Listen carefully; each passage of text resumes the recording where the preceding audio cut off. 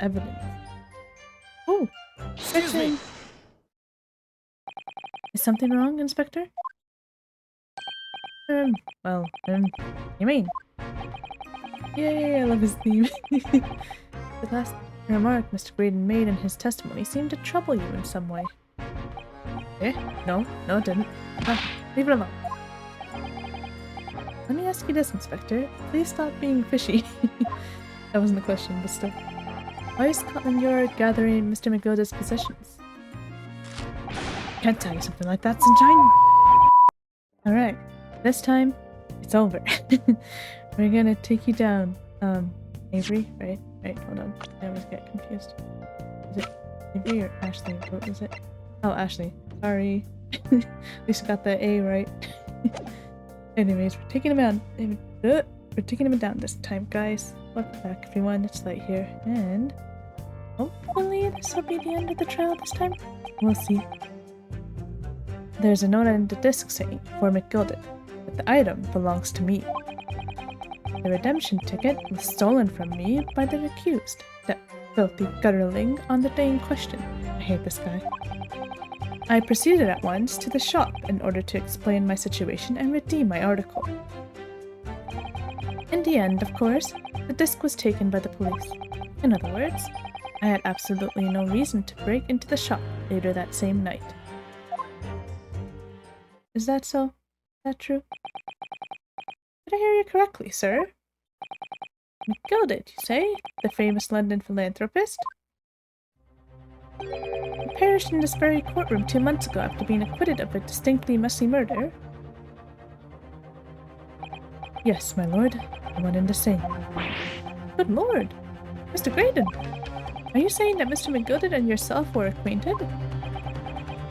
He's gonna be like, oh, wow, I thought he was gonna shrug it off, but no, he admitted it. Yes, that's correct. Wow.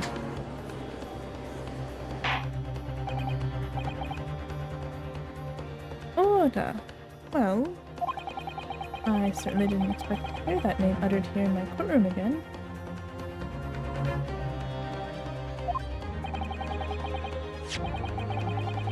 According to what Gina told us, this disc was placed in pawn on that fateful night 2 months ago. McGilded himself gave instructions to deposit it at Windybanks. It's funny that Mr. Graydon here is claiming the disc belongs to him then, isn't it? In all likelihood, he's lying. So he appeared that afternoon at Windybanks in order to get his hands on McGilded's disc for some reason. I wonder why. Counsel, you will commence your cross-examination, please.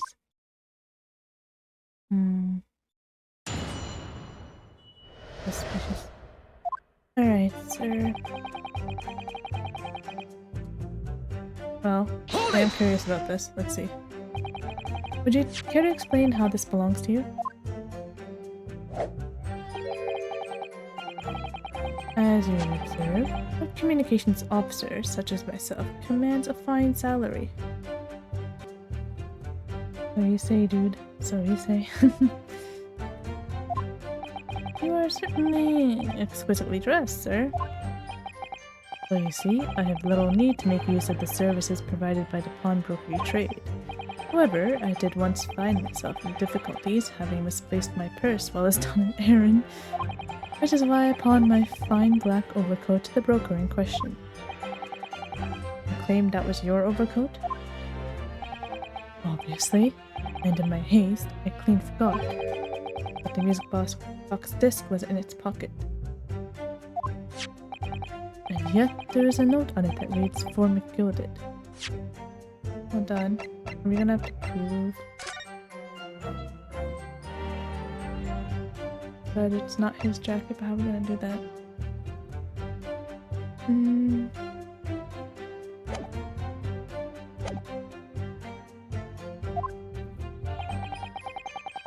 I am a collector of rare and unusual music box music. I first met Mr. McGilded at a gentleman's club in the city, and was interested to discover that he shared my penchant in that area. So that's how they were acquainted? So the disc in question, it's a pre-production sample. Hold on. Is this for the... That's the small box. Gentleman's overcoat. Okay. I promised to let Mr. McGilded hear it. Then you forgot that it was in the pocket of the overcoat you were forced to pawn. Yes, exactly. Gina didn't mention any of that in her testimony 2 months ago, did she? No, because McGilded had threatened her to keep her mouth shut. Which means that if we dig too deeply here, we're going to expose Gina's perjury. Oh dear, this is complicated, isn't it? Let's leave it alone for the time being. Oh.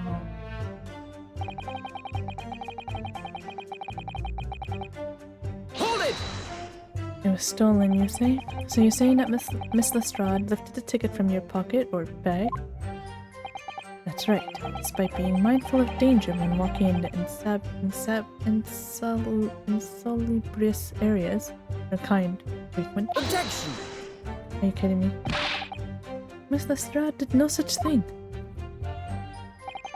Well, of course you would take that stance. The girl is a regular offender.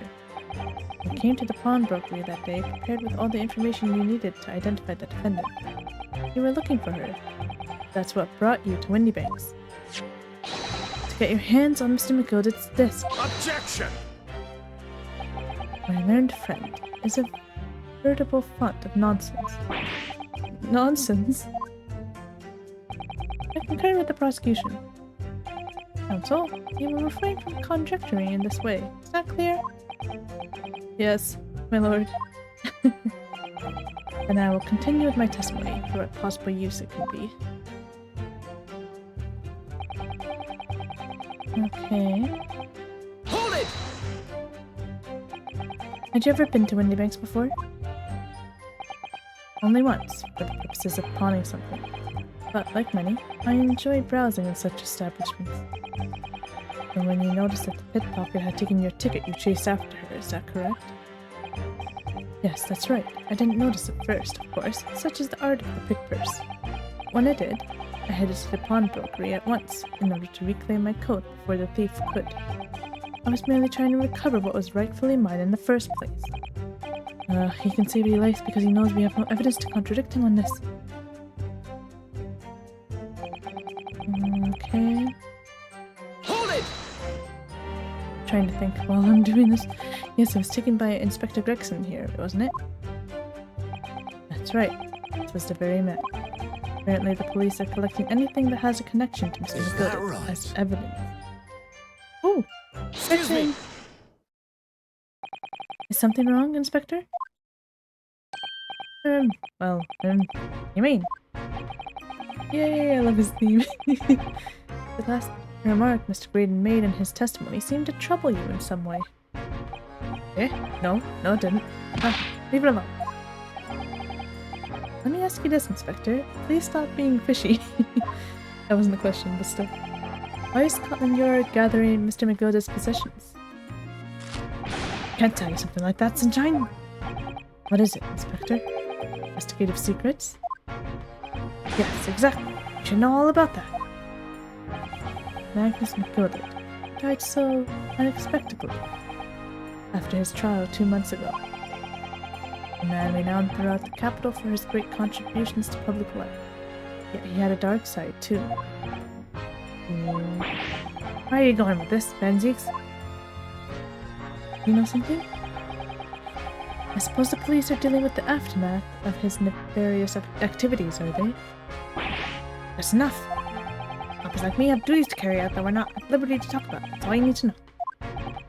Duties conferred by Lord Strongheart, I presume. Oh, see, I was suspicious of Strongheart. What the heck's going on?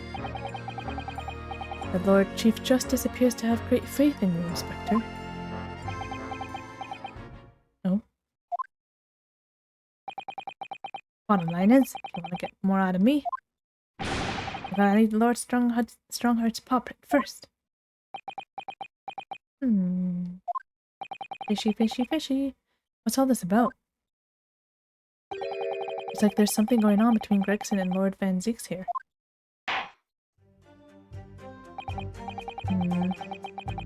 Well, it would appear that the inspector has revealed all he is at liberty to reveal. Raiden, let us return to your testimony. Gladly, Lord. I was expecting some, like, snark remark that's like, sure, if I have to. Hold it! But perhaps you'd seen something of value among the forfeited items? No, not at all. Oh. A valuer was brought in by the police to assess everything in the shop. Without exception, every article on the shelf was common or garden bric-a-brac. In that case, it's clear that you broke into the shop later that day in order to recover Mr. McGilded's disc. Have you not been listening, man? Even if I had wanted to recover the disc, you may recall that it had been seized by the police that afternoon. There was no more in the shop that night than I. As I keep saying, I simply had no reason to break in. Well, there was nothing of McGilded's left in the shop then. Nothing this man might have been after. I wonder if that's really true. Oh! Thank you for the hint hint nudge nudge. Box. I don't know, if he has some evidence, then let him have it. I'm dying to see that irritatingly assured expression of his crumble.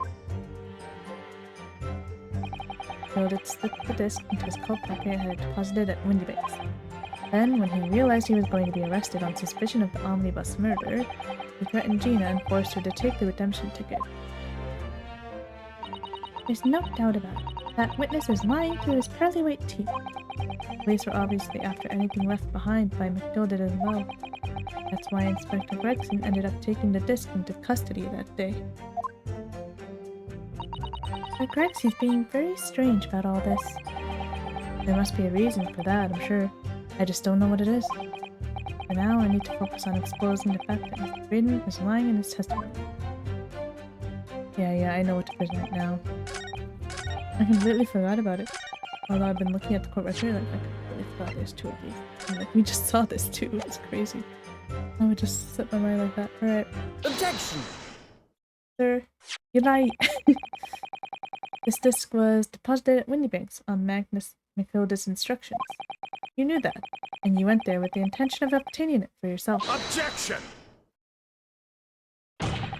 Conjecture again. In any case, the disc was taken into custody by the police that afternoon. The witness had no reason to visit the pawnbrokery again that night. Objection! Sorry, my learned friend. I love that he's saying it back to him. But that's not true. What? Mr. McGilded had another article in pawn at Windybanks. Haha. As this second pawnbroker's ticket proves. Got him. There were two articles belonging to Mr. McGilded in Windybanks' pawnbrokery. And the reason you broke into the shop that night was to recover the second one. Together with your two accomplices, the Skulkin brothers. Ugh. This is the second ticket, is it? What had the man deposited? Article description reads, one small box. A rather vague description, it seems to me. Are you suggesting that I broke into the pawnbrokery with these clowns in order to steal some trinket box? The poor brothers. I believe there are adequate grounds to suspect that you did. This is absurd. Why on earth would I do such a thing? Once the article had been forfeited, I could simply walk into the shop and purchase it. There would be absolutely no need for me to resort to theft. That's a good point. Indeed. The witness makes a solid argument. So that means that for some reason, this Graydon fellow needed the small box that very night, does it? Objection! Oh, jeez. It's time to put an end to this nonsense, my lord. Could you be a little less cryptic, Lord Van Zeeks? I do hate to ruin my learned friend's argument, but the truth is quite incontrovertible. On the night in question, no small box was taken from the Windybanks pawnbrokery. And rest assured, the prosecution can prove it. Uh-oh. Oh, great, and now I think this is his theme play. No, this is fine. We're okay. What? Good gracious! Inspector, show the photographic prints to the court, if you please. Yes, sir. What prints? These prints were taken from one of the detective's security cameras. Ah, Hurley's red-handed recorders again. As previously explained, using this plan of the shop layout, so they have no problem using Sholmes' stuff, like his inventions or whatever, when it suits them, but like when it suits the defense, oh no, they're new, you can't trust those or whatever. I guess photographic prints are different because it's like photos, but still. The victim's establishment was furnished with automatic cameras in 2 locations. One was set to capture the counter where Mr. Windybank received his customers, and the other was set to capture the shelves on which the articles were placed for sale once forfeited. According to the information on this ticket, the gilded small box had been forfeited already. 2 days before the incident, at 9 p.m. on the 13th of April to be precise, which means it would have been on the shelves of forfeited items in the shop front. Now, what I have here is a print taken by one of the cameras about 2 hours before the incident. That's at 11 p.m. on the 15th of April.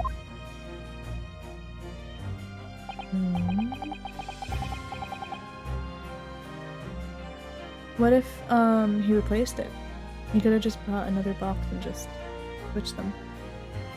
The victim certainly had a very full shop, it would appear. And then, here we have another print. This one was taken about 2 hours after the incident. I see. So we have 2 pictures to compare.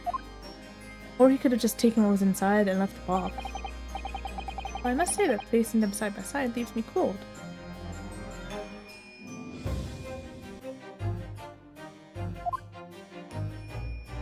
Are we gonna do some more stereoscopic analysis? Dear me, that's starting to make my head ache. Obviously, at Scotland Yard, we considered theft as one possible motive in this case. We explored the possibility that something had been taken in addition to the victim's life. We might have already compared these 2 prints thoroughly, Inspector. Yes, sir.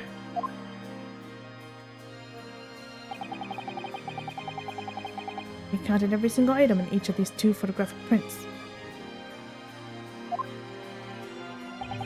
And the odd's conclusion is that exactly the same number are present in both. In other words, nothing was taken from the pawnbrokery on the night in question. Again, like I said, you could have placed the box, 1, or you could have taken what was inside the box and left the box there. And my learned friend's assertion is nothing more than a hopeful fantasy. Ow. Ouch, man. I don't believe it. If I could have just shown that he'd stolen McGilda's pawn box. Not again. I might have been able to break him down at last. You know what, Reno? I've been thinking. I wonder if these 2 photographs really are exactly the same. What? So, counsel, in the light of the evidence put forward by the prosecution, what is your position? Is that in fact, in the night in question, nothing was stolen from the victim's establishment. Wait, we want to compare the photos. I had to pop 2 prints here to start with, see? And then when you look through the eyepieces, you can see the image in 3 dimensions. The important thing to get right is the position of the 2 prints. You look at the idea of a stereoscope, that's really quite fast. Is it not gonna let... Okay, let's just continue. Get me out of here. Out. Get me out. Yes, on the night in question, nothing was stolen from the victim's establishment. Do you accept the prosecution's assertion? I don't know. Could there be some hidden discrepancy in these 2 photographic prints somewhere? Use a piece of evidence. Before I give my answer, my lord, I'd like to try something, if I may. Try something? What do you mean, counsel? I'll need to use a certain piece of evidence from the court record to identify the discrepancy. Yeah. I'm not entirely sure I follow. Which piece of evidence do you intend to use to help you identify a discrepancy between the two prints? Obviously, this thing. Take that! I'd like to use this device, my lord. View the two prints stereoscopically. Ooh! Of course he's happy about it. Yes! You've caught the bug at last! You can't resist it, can you? Oh my gosh, this guy. You've got the cross-eyed compulsion. Error number 3. What a surprise. Come on, Ryuno. Put the pictures in place and see what this wonderful contraption shows us. Okay, there we go. Now, look through the eyepiece. Oh. I wasn't sure at first, but there is a clear discrepancy between these two prints. What? You must identify the location in question for the court, counsel. Indicate the precise location and discrepancy of which you speak. Seriously? It's sticking out on us right here. Take that! Granted, these two prints are almost identical. However, there is one minor discrepancy between them. What? Oh, I love Gregson so much. When you view the two pictures stereoscopically,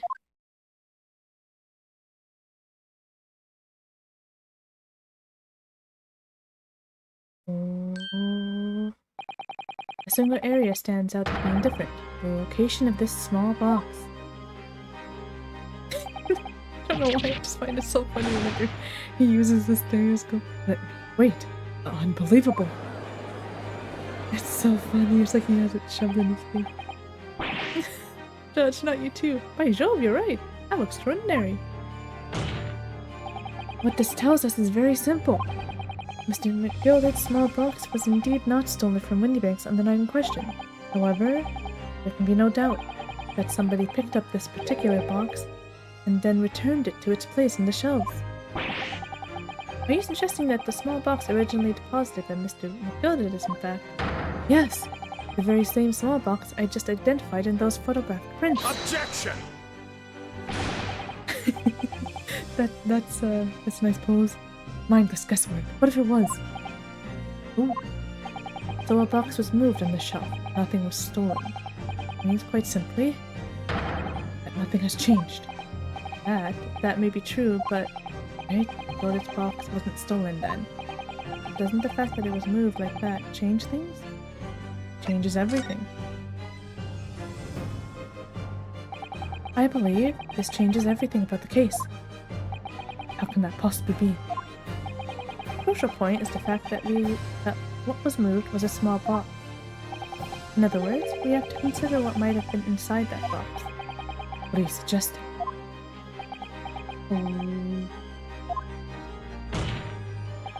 I'm suggesting that we need to examine that box as soon as possible. A vital piece of evidence is sitting on the shelves at Windybanks as we speak. Objection! That won't be necessary. Some little box belonging to a man who died 2 months ago can't possibly be relevant to this trial. The court does not uphold your objection, Lord Van Zieks. Bailiff, arrange for an officer to go to Baker Street at once. Obtain the small box in question and bring it back here for further examination. Here we go.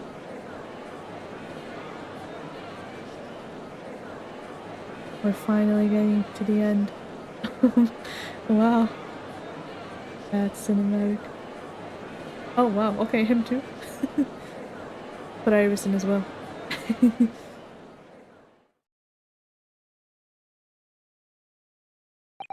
We should have a report within half an hour. I think perhaps we should recess for a short while until the evidence is brought forth. To be hoodwinked by such a farce. Disappointing. Oh, shush you. I beg your pardon, Lord Van Zieks. This is nothing but a smokescreen.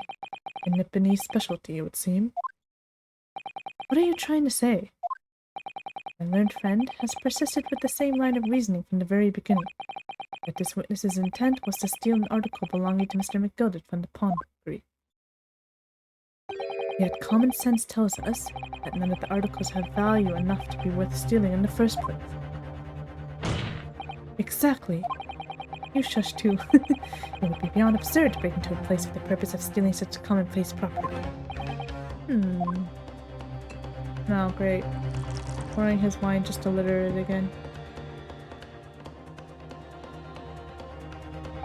If your lordship recalls, Mr. McGill perished 2 months ago, immediately after the conclusion of his trial. A trial in which he was found not guilty. A trial in which it was established he was the upstanding member of society whose reputation implied, in fact. I propose a toast, my learned friend, in his most insightful defense. Hey! Oh my gosh. He feels bad enough about that, okay? Articles this upstanding member of society pawned were entirely ordinary. A black overcoat that just happened to have a music box disc in one of its pockets, and a small box. I assure you, I wouldn't accept even if the man tried to make a gift of such things to me.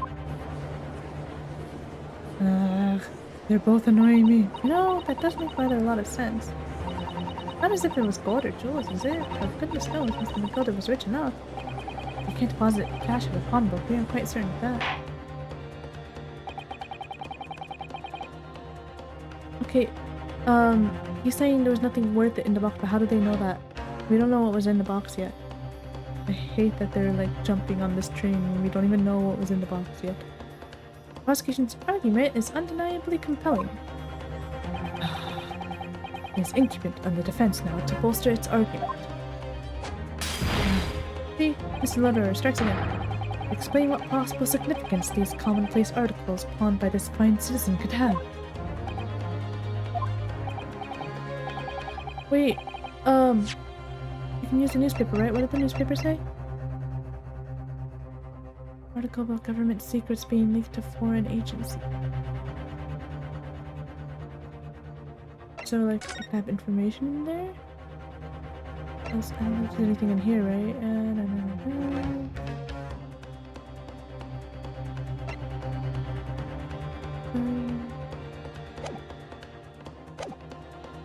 All counsel, is your argument in fact demonstrable? Are you able to show proof that the disc of the box are in any way tangible, are in any tangible way related to this case? Well, what's the matter, Runa? We know that they're related, don't we? They're both vital pieces of evidence. Yes, of course. You and I both know that. We know McGilda's true character, and we know the disc is significant, even if we don't know why. But if we explain all that to the court at this point, we'll have to acknowledge that McGilda's acquittal 2 months ago was a mistake. That the defense's argument was flawed, based on false information. Oh no! And that would mean admitting that Gina committed perjury. But Ginny... Can it be that Van Zeeks knows? Is that why he's doing this now? Because he's anticipated everything? Maybe... This could be a great opportunity for us. Sorry? What do you mean, Iris? Well, what is it that you always say, you know? Sooner or later, the truth comes out. Every time. Aww. Alright, the exact significance of the things that McGilda deposited with Mr. Windybank is something that only Gina can explain to the court. But if I put her on the stand to testify about that, it would critically damage our chances of winning this case. Believe in her. Believe in her, Runo. What's the right thing to do here? Have her testify. We believe in her.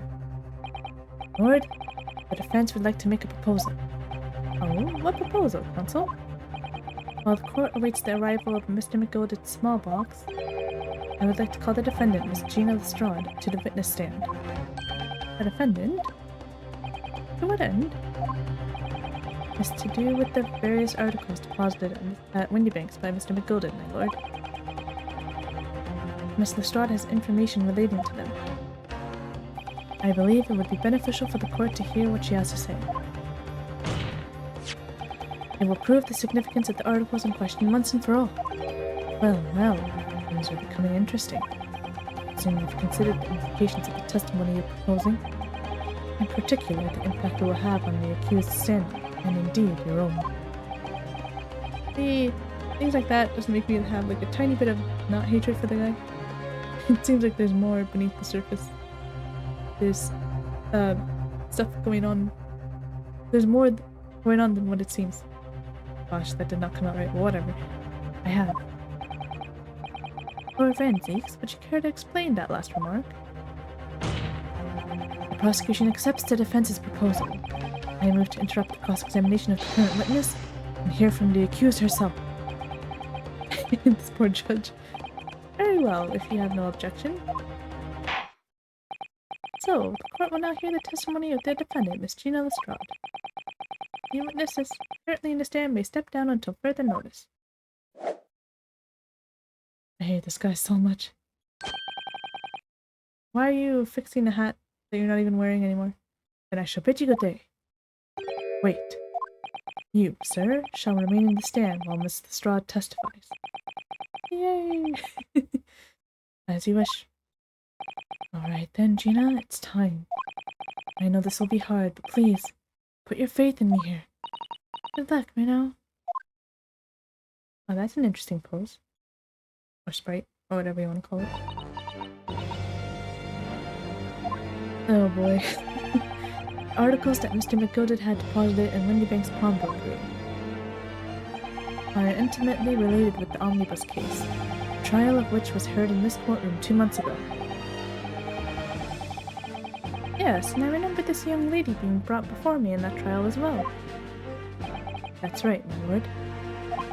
Her testimony helped to establish the innocence of the defendant, Mr. McGilded. The omnibus case was intriguing, to say the least. And now, here we all are again, the same players in that trial, facing each other once more. Twist of fate, perhaps, my Nipponi's friend. What does that mean?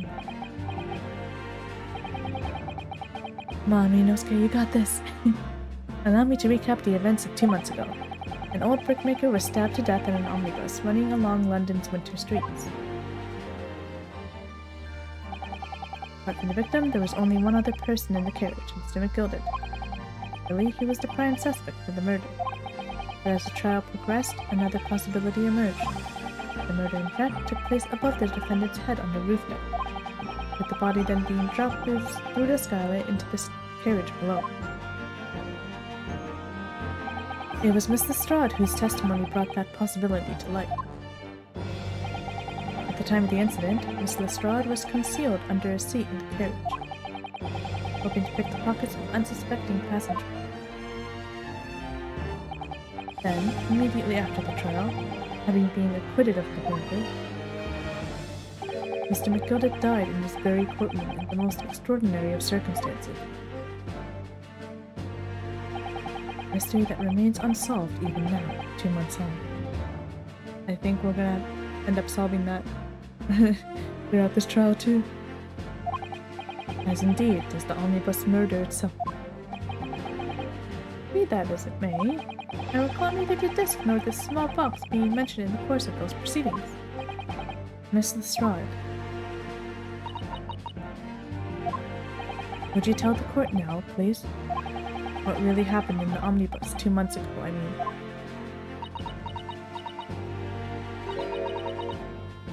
I don't know what you mean. I always said all about I always said all about I know.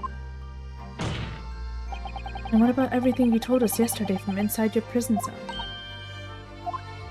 Please, Miss Lestrade, this is extremely important. But remember, little girl, if it transpires that you willfully withheld information in the trial 2 months ago, Home Office will seek to prosecute you for perjury. And naturally, you will lose all credibility as a witness. So, let's face facts. You have little credibility to lose. Ginny, don't listen to him. Please, you have to trust Bruno now. Iris? We're on your side. I love Iris. Go, Iris. Alright then. I'll talk. It's the right choice, Gina. Well, it would seem that my learned friend is hell-bent on bringing the entire courtroom down about his ears. So be it. shush at you. I must confess that I'm struggling to understand what on earth is happening here. However, it would appear that Mr. Pagoda's pawned articles in that extraordinary case of the omnibus harbor secrets of which we have been hitherto unaware. Your Honor, you heard the word perjury. That tells you everything you need to know. Oh, Mrs. Strahd, you will now give your testimony before the court about the events of 2 months ago. You will reveal the truth. The commodity is sorely lacking in your original statements. This is it then. Everything's going to come out. Like Van Zeke said. This could bring the whole courtroom down about my ears. But as a lawyer, I'm prepared to take that risk. Oh boy, let's see what she has to say.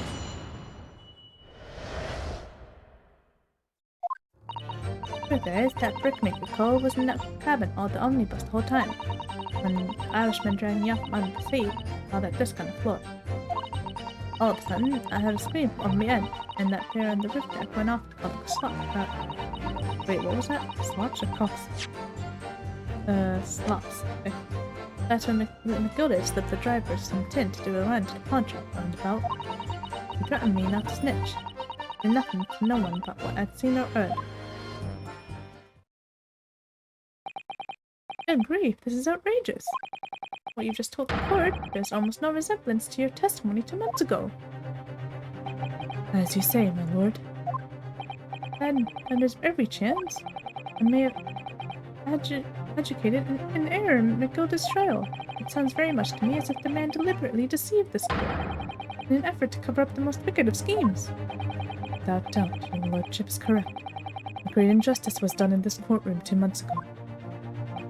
Actions of the accused in that trial, of this witness, and my learned friend are entirely inexcusable. I don't believe it. The whole trial was a farce? It was all lies? That McGilda fellow was brought into the core, just like that pickpocket. Don't forget that lawyer from East. They were all in and out together. You're wrong to lie, y'all. Mr. Naruto, the lawyer there, he didn't know nothing about it. Humbug. I don't think so. Are we really expected to believe that? They really stitched everyone up, didn't they? They went an operation to get the man off scot-free. No. You didn't know. Unforgivable. Stop. The lies have to stop. Stop. Yes, the defense made a terrible error of judgment. I intend to take full responsibility and suffer whatever consequences are deemed appropriate. However, it's imperative that the court allows the witness to elaborate on her testimony, because the true significance of McGilda's pawn articles must be brought to light. Very well, my learned student friend. Oh. Given the depths of calamity you have just plunged yourself into, this may well be worth hearing. Words fail me. The situation is utterly deplorable. Mr. Naruhodo. Yes, my lord. I will decide upon your fate following the conclusion of this trial. Of course, my lord. No. Allow me, Mr. Naruhodo. Now, counsel, proceed with the cross-examination. Aw, she's trying to protect him. Aw. Okay. Well, I think we're gonna have to cross-examine her next time. Oh, we're getting so close to the end. I can't wait. Oh, man. I hope that Ryunosuke isn't in too much trouble for what happened last time. He really didn't know. It was all McGilda's fault. I hate that guy. Alright, everyone, that's gonna be it for this one. We're gonna have to finish the case next time, hopefully. Hope you guys are having an amazing day, and I'll see you in the next one. See you later.